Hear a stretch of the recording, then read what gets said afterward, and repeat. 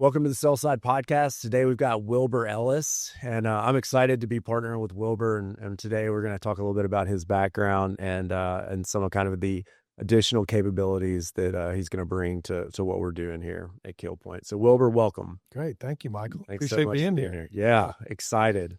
Let's start it off with give us a little bit about your background, where you come from, what your experience has been. Absolutely. So I grew up here in Huntsville and went to Grissom High School, went to Birmingham Southern, and after that launched into politics in Washington, D.C. I was a speechwriter for Senator Heflin from here in Alabama, and then went back to law school and business school at the University of Virginia, and then got into investment banking. And that's really where this whole journey started on the finance, corporate finance, and advisory side. Worked in Memphis, Tennessee for a while before I moved to Atlanta, and worked for Morgan Keegan there. And then in Atlanta, a couple different firms, Dane Rauscher Wessels, RBC Capital Markets, before I started my own firm, and really doing similar things to what we're talking about here with family businesses and helping people achieve those objectives they've been working so long to achieve. Yeah. And then I most recently worked at Stevens Investment Bank out of Arkansas for 13 years, still based in Atlanta. And 5 years ago, started my own business doing the same things we're talking about, helping family businesses achieve their objectives, work towards an exit, do all the things that can add value before they hit the sell button. Yeah. And that's, how you and I what resonated initially when we started talking was that focus on family businesses, founder owners, and all the kind of, specialized things that come with that. So why investment banking? I mean, you went to law school at Virginia, so why the switch into business from right? Well, it's a little bit of a finding yourself story, as we all try and do, and I'm still thinking I'll find it eventually. But when you're involved in politics, law is a logical course there, and all the senators and congressmen were lawyers, and I thought I would like being an attorney, and I've ended up figuring out that I like being a recovering attorney. So enough to be dangerous. Exactly. It's been very helpful, and a lot of my focus at law school is on business-oriented classes. But while I got an MBA at the same time, I just realized that was much more my personality and the skill set I wanted to develop and the kinds of transactions I wanted to pursue. So went into investment banking, and because we were having a family, didn't want to go to New York. Yep. Felt like trying to find a place that was a little closer to home and grandparents and things like that. So ended up in Memphis and then Atlanta, and it's been great. Man. Well, obviously the Memphis connection, that's kind of the area that I hail from. Yeah. And we've talked about that, but, talk a little bit about your experience, what you did at Morgan Keegan, and then how that changed as you moved to Atlanta and kind of changed your focus. Absolutely. Well, Morgan Keegan, I started as a junior investment banker, and the energy world ended up being probably our biggest practice at Morgan Keegan in terms of full service for energy and energy services companies. So taking them public, selling whole companies, helping people buy companies, doing public capital raises for people, that sort of thing. That was great for a little while until it wasn't. When oil collapsed and fell to like $10 a barrel, I started raising venture capital for different kinds of companies, and that's dominated by growth companies, technology companies, consumer, and others. And then that was my career for a while, both at Morgan Keegan and when I was recruited to Atlanta to help set up an office for Dane Rauscher Wessels. Worked for them for a little while before they got bought by Royal Bank of Canada, still raising venture capital for companies. Our office at RBC was on Sand Hill Road in California. And so that's a little bit of a time zone challenge being from Atlanta, where you have clients in California and clients in Europe, and you're having to bridge, 12 hours of time zone. Yeah. So it was a little bit of a challenge, but loved working with growth companies, people really raising the capital to expand what they can do, and did that until I started my own firm with two partners in Atlanta, similar to the kinds of things you're working on, helping smaller middle market companies sell their businesses, buy other businesses, and raise capital. And did that for 4 years with a company called Elm Capital. and we ended up selling out to Stevens out of Arkansas, and I worked for them for 13 years before getting back doing my own thing. Gotcha. Gotcha. Well, talk a little bit about, I mean, obviously, if you look at kind of the trajectory of your career, you go from, macro huge deals, people going public, to this focus on, founder owners and family owned businesses. What are some of the similarities and differences in terms of both process and major pain points in working with those two groups? Right. Well, the most interesting thing is that the the management and the owners are usually the same people, and they're 100% vested in what they're doing. They've almost always been super successful growing their business and, single-mindedly focused on making that better. The interesting difference is a lot of times family businesses are run with different objectives than public companies or bigger companies with huge management teams. Oftentimes they're run to minimize taxes, Right. improve lifestyle, create opportunities for family members, lots of things that may or may not lead to the best opportunity to monetize that business. And so public companies and big company deals are good in that there's a lot of infrastructure, there's a lot of data. You don't have to create a lot to do your work, but it's often not the shareholders that you're working with, the owners, the people that have built it, which is what's rewarding for me. Absolutely. Same here. And, that's one of the biggest reasons that this kind of partnership resonated was that, as we work with founder owned businesses, that data requirement and the amount of things you need to create to prove out the value prop that you're then going to take to the market, it's a lot. Right. It's a big thing and it requires a team. And so, I think that's why this partnership resonated with both of us. Moving forward a little bit, kind of getting into something maybe a little bit more fun. Do you have any war stories? Any anything over the past 30 years that really sticks out as kind of a, man, that was a great process to work on, or that was something that I want to definitely avoid in the future? Right. Well, the most interesting thing about it is you sort of get to experience all the myriad of ways that people have figured out how to create businesses and make money. And that's been the most rewarding for me, is the breadth and depth of different ways people create businesses. And so for me, that's ranged from everything from high growth technology companies, worked with one technology software company out of the West Coast. And it was incredibly interesting because we went out originally to raise capital, and we ended up with Dell and EMC kind of trying to battle each other for the business. And they ended up partnering to buy it together. And it helped build their server and storage area networking software platform that they worked on together for a while. And so it's interesting. You don't always know where the finish line is going to be when you start some of these projects. And it's exciting to see where the twists and turns take you. Yeah, absolutely.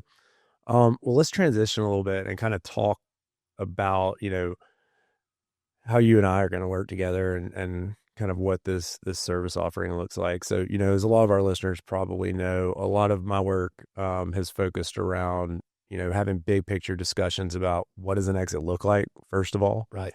We've kind of got three paths, right? We can hand it off to our family members inside the business. We can hand it off to a key employee inside the business and work out some type of structure for sale in both those instances, or we could sell to a third party. And so we start with figuring that out, and then really just over time, hopefully a lot of time, sometimes not as much time, think about how to increase, the value or the probability of success in each of those three cases, whatever it may be. And then we kind of run that down.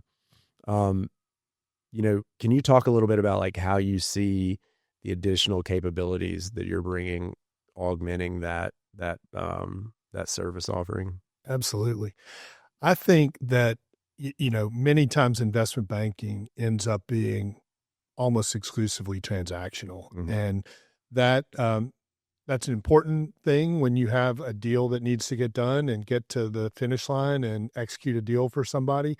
I think your vision for this business that I've bought into is there's an opportunity to help people more than that. Yeah. And so I think the capabilities that together we can bring to people start significantly ahead of a transaction and can deliver value to families and owners of businesses that they may not realize are opportunities. And just yesterday, you and I were talking about one opportunity that is closer to the finish line than we would have liked in terms of the opportunities. And had we been able to dial back the clock 2 or 3 years, there were a bunch of things we could have helped the business attack and put into place that would have delivered value both to the current shareholders and their family going forward. And so that's really the opportunity I see with the focus you're taking is helping ramp up on the capabilities for executing transactions and doing those things, but doing it in the context of optimizing value over maybe a little bit longer period of time. Yep, absolutely. Let's dive into that just a little bit, in terms of pre-sale planning and things to think about. The situation you brought up has to do with who's going to benefit financially from this transaction. Right. And depending on how the equity is structured and who owns what, when we get to that transaction, there's a lot of big tax implications to the liquidity that creates and who gets it.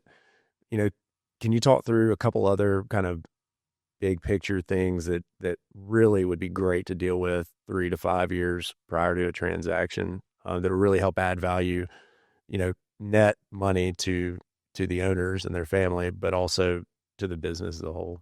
Sure. It's interesting because some of them dovetail into the same problem that you started talking about with the tax implications.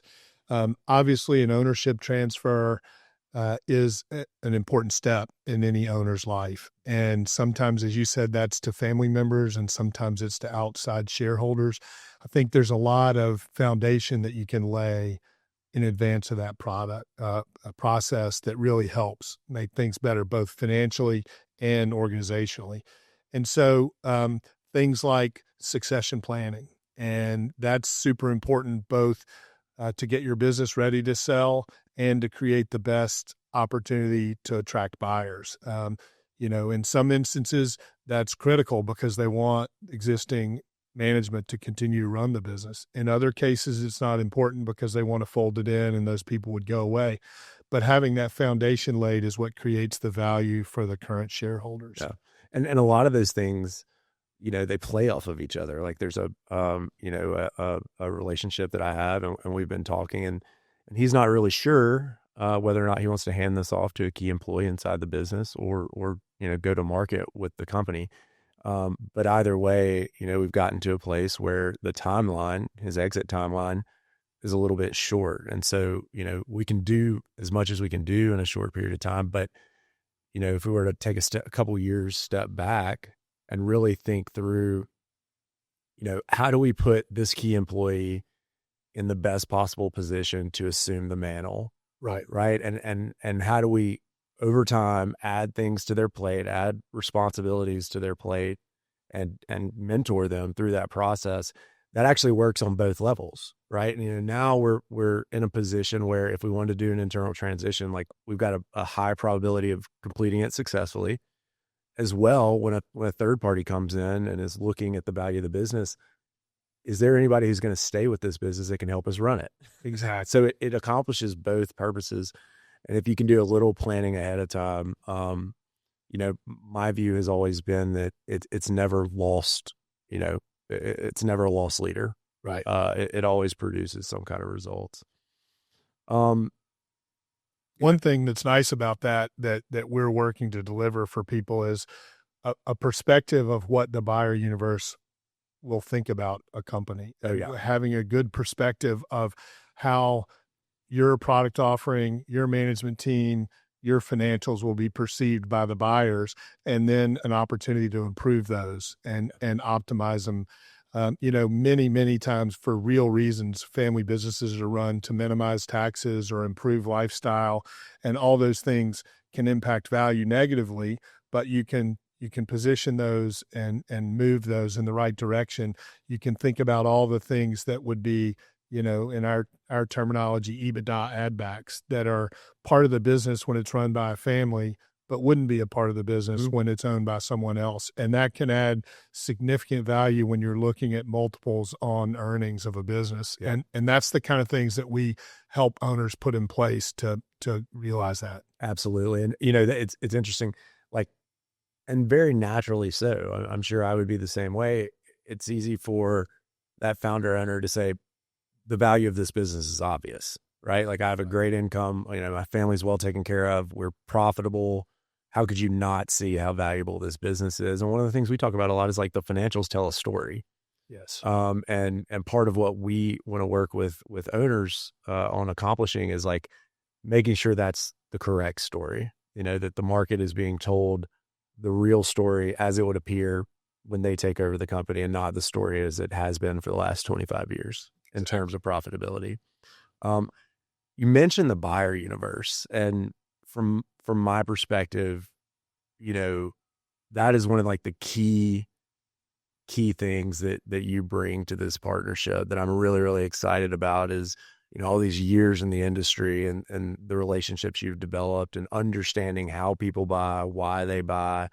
Can you talk a little bit about, you know, how you think about that as it relates to family-owned businesses and what those buyer universes look like and the kind of different things that they look for, whether strategic, private equity, or even a search fund?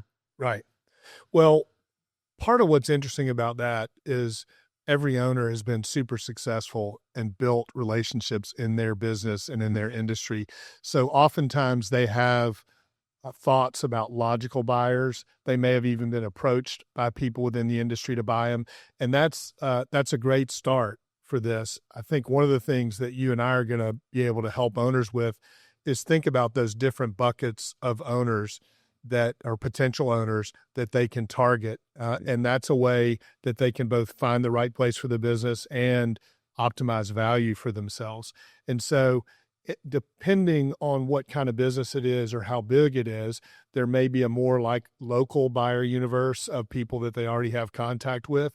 Or as you get bigger and more specialized, the buyer universe gets broader. Mm-hmm. And a lot of times you can tap into strategic buyers from other geographies. You can tap into strategic buyers in adjacent spaces, technology-wise or otherwise. You can tap into the private equity world, which has become an increasingly dominant M&A force. There's so much capital that's been devoted to even small market M&A that's a logical buyer universe for almost every company now, either for a platform where they buy a business that they want to build and grow, or as a tuck-in to a business that they already own. So that's one of the key things we can help people identify is buyers across all those different buckets. Yeah, and it's, you know, something you mentioned, small market, right? That's really the place that you and I have identified that we can add the most value is those businesses that are good, solid, valuable businesses, but really fall below the threshold, either from an EBITDA or a total enterprise value perspective of traditional investment banks. Right. And that is, you know, our market, our demographic, our focus is helping these people that really right now, you know, there's,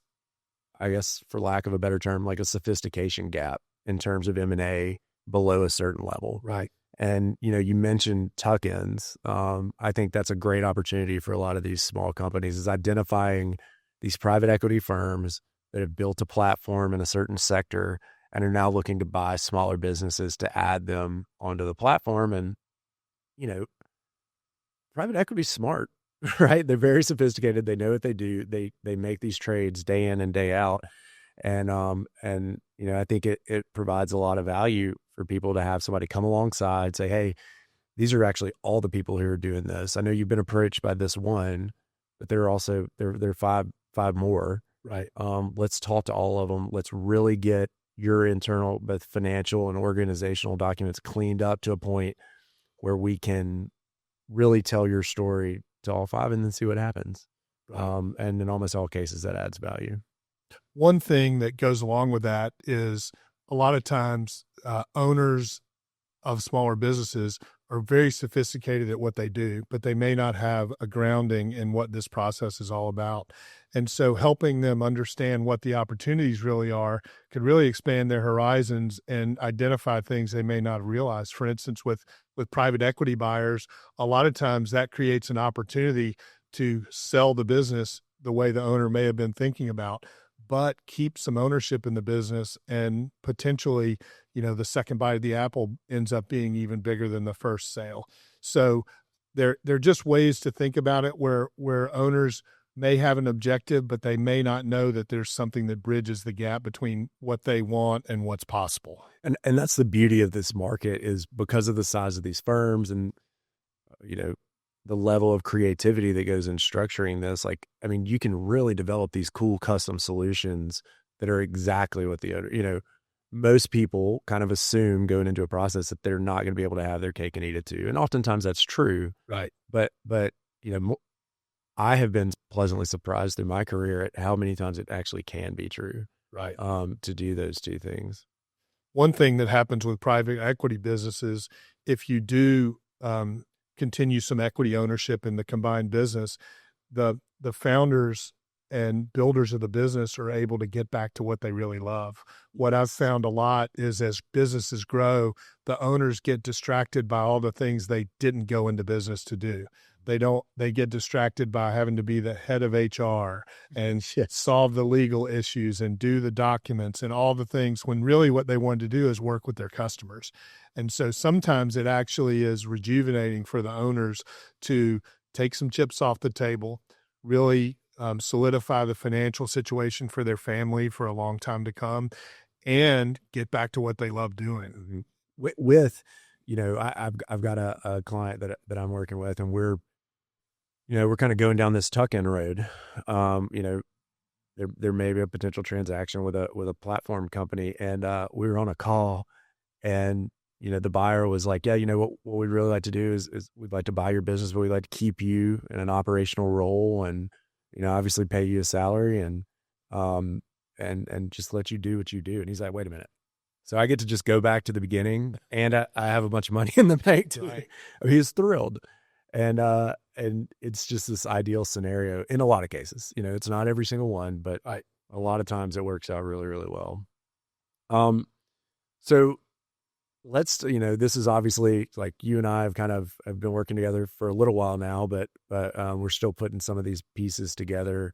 Can you talk a little bit about, how the process flow generally works, and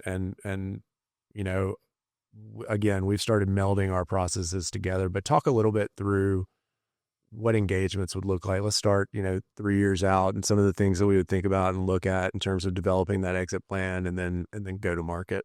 Good. Well, that really is the optimal situation where we can get involved with an owner or a family owner or whatever, and help them build the foundation for the highest possible exit down the road. And so that process is really a situation where we get hired by them to sit on their side of the table, bring specialty expertise to help them do all the things that can add value over time. And we've alluded to some of those. They can be succession planning.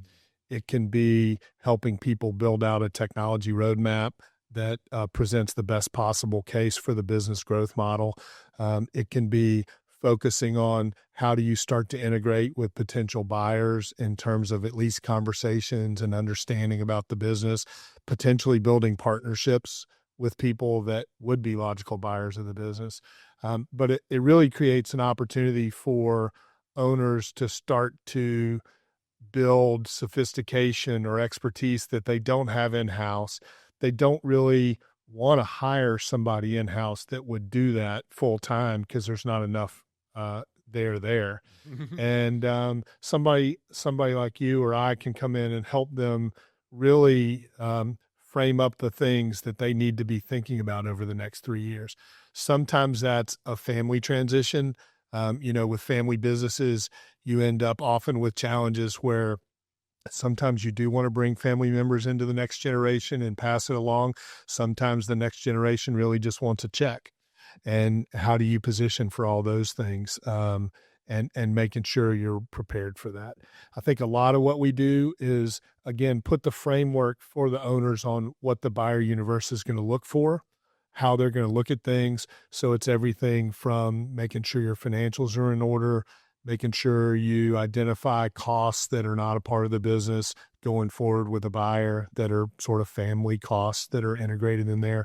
A lot of families have multiple family members that are compensated through a business, and that helps minimize taxes. And that's great when you're running the business, but it may not maximize your value when you go to sell. Yep. And, one of my favorite part about my job is solving puzzles, right? Being creative and figuring out solutions. And,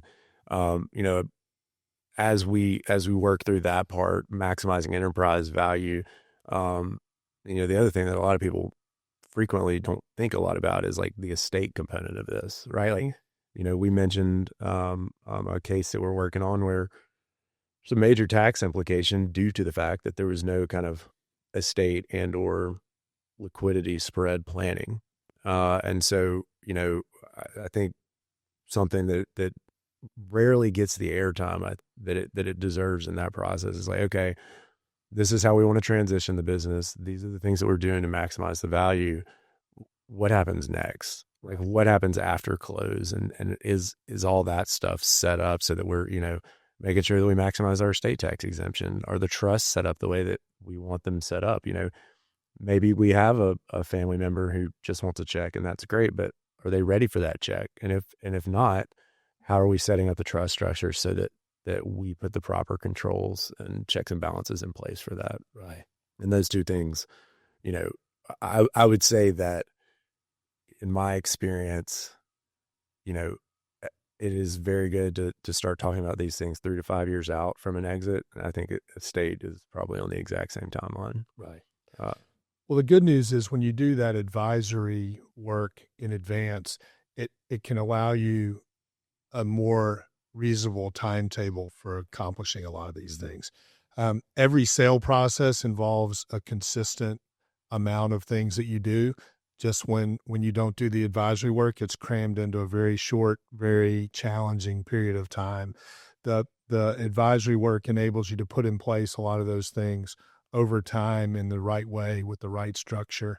And, any advisor that helps somebody sell a business pulls together the materials and description of the company, make sure the financials are in order, puts together the diligence materials that any buyer is going to want to look at, identifies who the logical buyers are, make sure you have a way to approach them, and then presents those buyers with the materials to attract the highest and best interest in the business. If you do that process, that usually ends up with a great result. If you've done the work ahead of time, it can end up even better. Mm-hmm. And I think that's like, I'd say one of the major value props that we're trying to really, to tell people about is, with the way that we're set up, like we're set up for that 5-year runway, and we want to not only do the work and get things set up the way that it's supposed to be set up, but also like gain the context. I mean, this owner has been working in this business for 25, 30, 40, sometimes, it's been in the family for 50 years, and they know all the ins and outs of the business, and they, as they look at it, they intrinsically understand that it's valuable. Right. But that's because they have however many years of context. And so if we can come alongside and start to gain that context early, it allows us to really understand what they understand, and then use our expertise to translate that into materials that a buyer can easily digest. Wilbur, thank you so much for being on the podcast. Really enjoyed it. I'm super excited about working with you. I think this is going to be a great thing for our clients, for the process, and I'm just really pumped to be working with you. Thanks for being on. Absolutely. I appreciate it, and I'm looking forward to the journey here. Same here. Thank you.